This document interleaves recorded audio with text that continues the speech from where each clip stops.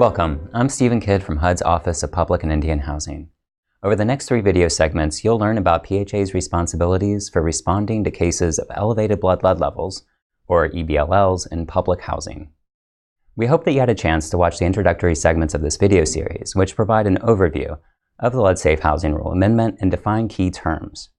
If you haven't done so already, we recommend you watch the introductory segments now.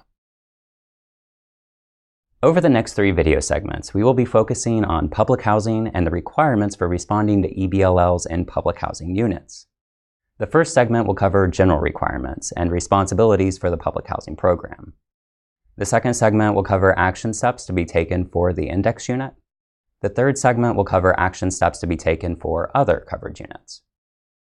Key acronyms that we will be using in these segments are as follows. LSHR is the Lead Safe Housing Rule. PHA stands for Public Housing Agencies.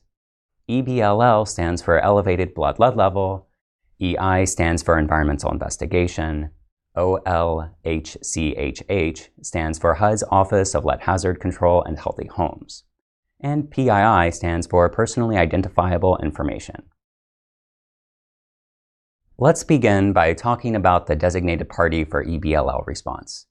The designated party is the person or entity responsible for completing the steps. For the public housing program, the designated party is the PHA. This means the PHA is responsible for completing steps under the Lead Safe Housing Rule.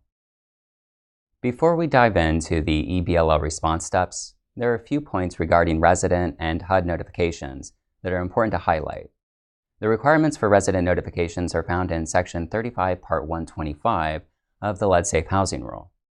The first requirement is the notice of evaluation. If an assessment finds lead-based paint or lead-based paint hazards in a unit, the PHA must notify building residents within 15 calendar days through the notice of evaluation.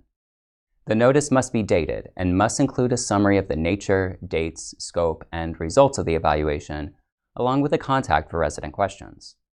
The second requirement is the notice of hazard reduction activities. This notice is similar to the notice of evaluation, but must be provided for any hazard reduction activities requiring clearance examination. In addition to the requirements for notifying residents, there are also requirements for notifying the local HUD field office.